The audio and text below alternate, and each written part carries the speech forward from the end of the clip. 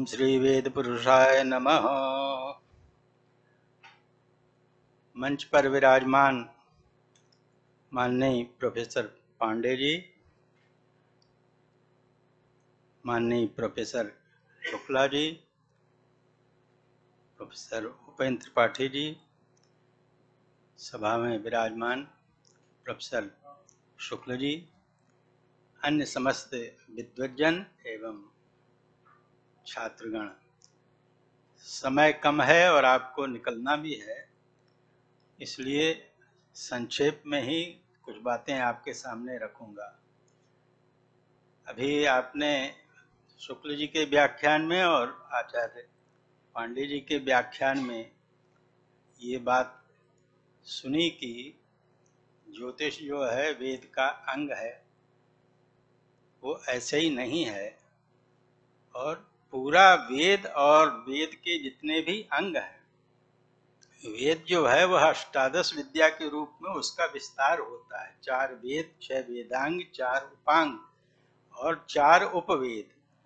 ये 18 शास्त्र जो हैं उनमें सृष्टि और जीवन के सारे जितने समग्र पक्ष हैं वो उसमें आ जाते हैं, कुछ बाकी नहीं है। और ये विज्ञान है, और यहाँ भारतवर्ष में तो अब शुरू हुआ है धीरे धीरे, लेकिन पूरे विश्व में वेदों को सृष्टि और जीवन के विज्ञान के रूप में प्रामाणिक ग्रंथ हैं ऐसा मान के शोध हो रहा है, अध्ययन हो रहा है।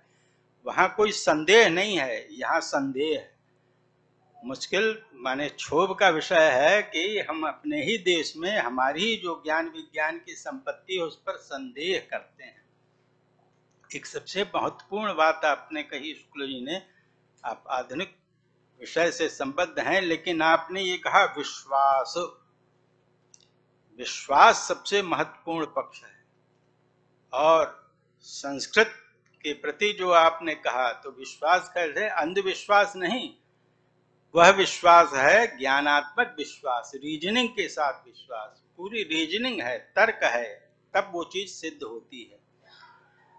आपने एक महत्वपूर्ण बात कही कि जो भी ग्रहों के आधार पर अगर कोई समस्या है, समाधान जिसका की समस्या है, स्वयं वो मंत्र का पाठ करे तो वह सिद्ध होता है। ये विश्वास पर है। संस्कृत जो है, वैदिक संस्कृत खास करके, वह संस्कृते इति संस्कृतम, उसका निर्वचन का क्रम है।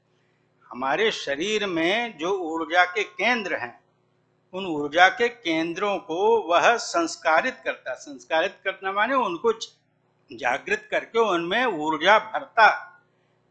ये कुछ कहने की बात नहीं है, ये विश्वास की और रीजनिंग की बात है, और उसके आधार पर हम अपने को समर्थ बनाते हैं।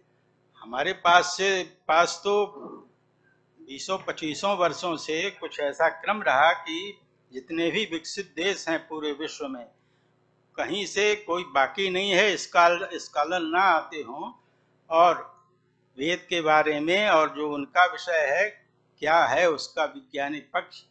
देखिए, सृष्टि और जीवन के 3 स्तर हैं, ये पूरा विश्व मान रहा है।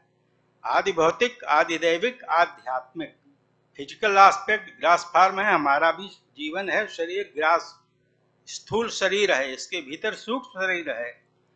तो ये 3 स्तर, विस्तार में नहीं जाऊंगा। आपने तो जो बात ऐसी कही, ऐसा मन कर रहा है कुछ कहूं, लेकिन समय नहीं है, आपको निकलना है। तो ये पूरा हमें आज के जो नई पीढ़ी है उसके लिए विशेष रूप से ये कहना है और जानना है उनको कि हमारा जो वेद है, वेदांग हैं, जितने भी शास्त्र हैं, पूरे वैज्ञानिक हैं, और उनको उस दृष्टि से पढ़ें, उस पर मनन करें और समाज में, विश्व में, देश में उसको सामने लाएं।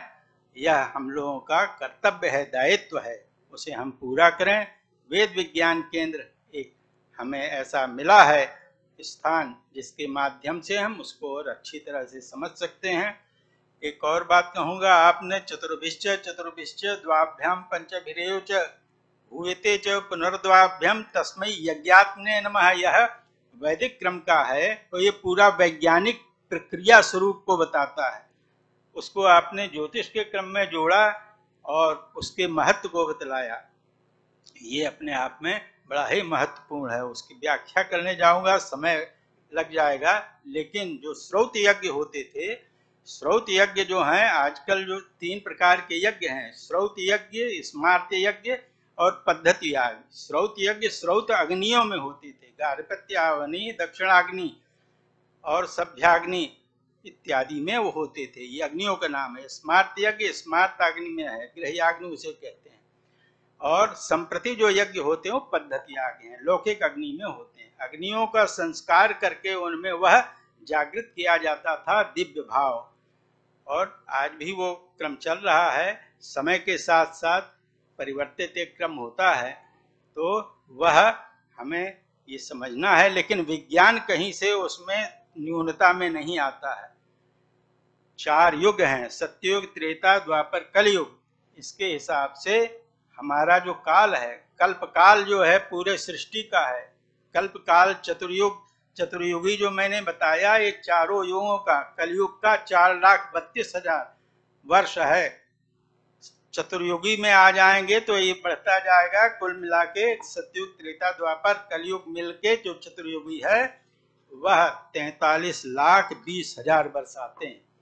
100 चतुर्युगी ऐसे हों तब ये कल्प का काल पूरा है। तो उस सृष्टि का जीवन का क्रम है, बहुत ही विस्तार का क्रम चला जाएगा, मैं उसमें जाना नहीं चाहूँगा, कभी इस पर चर्चा होगी। लेकिन ये मुझे बहुत ही अच्छा लगा कि आधुनिक विषय के साथ ज्योतिष को जोड़ते हुए प्राचीन जो मान्य सिद्धांत हैं कि विश्वास और श्रद्धा का भाव रखे और उसके आधार पर कोई भी उस पक्ष को मंत्रों का पाठ करे, उनका प्रयोग करे तो वो सिद्ध होगा। एक बात थोड़ा ये कहना चाहूँगा, देखिए वैदिक मंत्र जो हैं वह तो स्वयं में सिद्ध हैं, और लौकिक व्याकरण की दृष्टि से कहीं कहीं लगता है कि ये ऐसा क्यों नहीं है, लेकिन वो सिद्ध हैं, उनको उसी तरह से हमें प्रयोग करना है।